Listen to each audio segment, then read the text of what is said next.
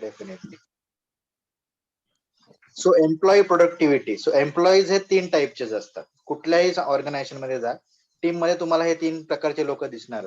एक असतात टॉकर्स, दुसरे असतात डुअर्स आणि तिसरे असतात परफॉर्मर्स म्हणजे सुपरस्टार्स.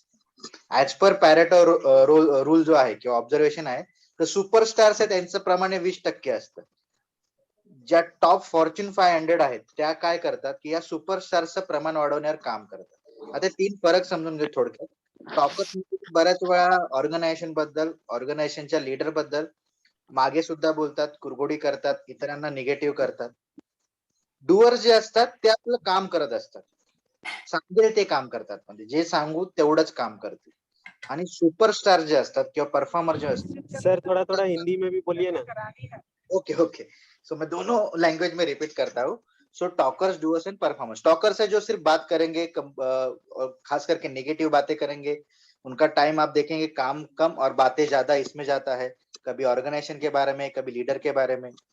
डूअर्स जो है वो जितना बोलो उतना काम करते, उनसे हमें मतलब कोई कंप्लेंट की जगह नहीं रखते, जितना बोलेंगे उतना काम बराबर करेंगे. जो डूअर्स रहते हैं आएंगे, जो काम बताया वो करेंगे.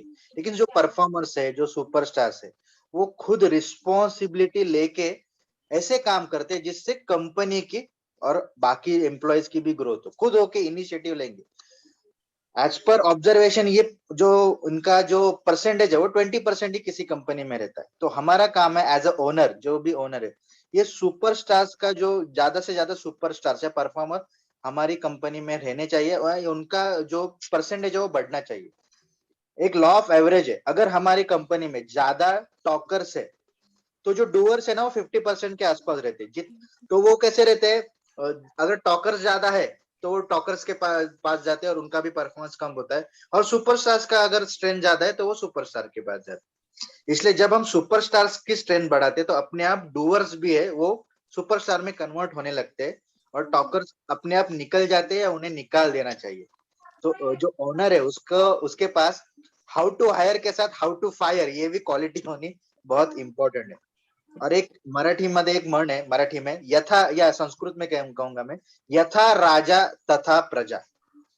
कई बार ऐसा होता है कि हम बहुत से अंतरपनस माने या ना माने, शायद कुछ मेरे साथ अभी अपफ्रंट एग्री करेंगे कि उनको एक डर हमेशा रहता है, अगर मैं मेरे एम्प्लॉय को कुछ सिखाऊं तो पॉसिबिलिटी है ये सीख कर मेरा ही कंपटीशन बन के मेरे बाजू में खड़ा हो जाए.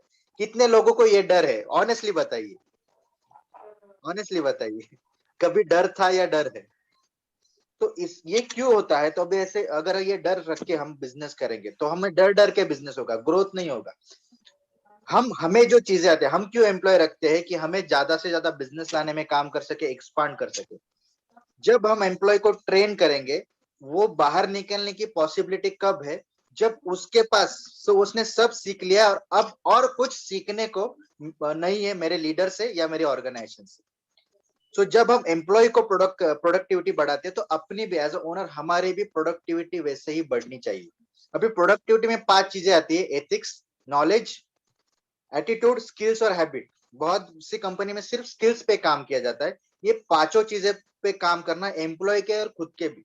जैसे हमारे लिए रोल मॉडल है नवनाथ सर, आप कभी भी उनसे मिलेंगे ना, आपको हर बार उनके एथिक्स में, उनके नॉलेज में, उनके एटीट्यूड में, उनके स्किल्स में, हैबिट्स में हर बार प्रोग्रेस दिखेगा.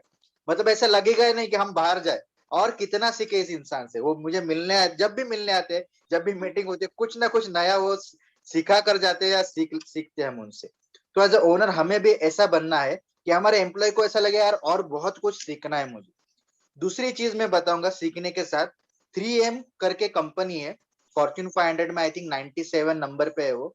3M कंपनी, वो कंपनी की केस स्टडी आप नेट पे जाके जरूर पढ़िए.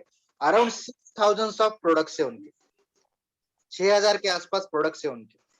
तो उन्होंने क्या किया है, हर बार उनके R&D पे वो बहुत काम करते हैं, बहुत सा पैसा वहां पे भी लगाते हैं और हर बार नया प्रोडक्ट लाते रहते. इससे क्या होता है, जब हम एम्प्लॉय को ट्रेन कर रहे हैं वो बाहर निकलेगा नहीं कि जब हमारे पास प्रोडक्ट बनते जा रहे, वो हमारी कंपटीशन बनने के पहले हम एक स्टेप आगे, एक स्टेप आगे. ये तुम्हारे हमारे प्रोडक्ट के बारे में हो सकता है, हमारे जो मर्जर एक्विजिशन वेंडर्स, इनकी जो हम स्ट्रेंथ बढ़ाते जाएंगे तो हमारा एम्प्लॉय बाहर निकलेगा नहीं.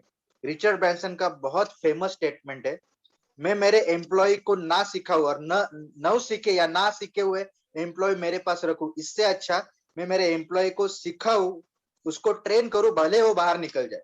कि अनट्रेन पीपल से ट्रेन पीपल कंपनी में होना कभी भी अच्छा रहता है, और हमारी भी कॉम्पिटेंसी जो है वो हम बढ़ाते हैं। सो एम्प्लॉय प्रोडक्टिविटी के साथ हमारी भी प्रोडक्टिविटी बढ़ानी है, हमारे प्रोडक्ट्स भी बढ़ाने हैं, तब हमारी कंपनी ग्रो करेगी, एक्सपांड करेंगी।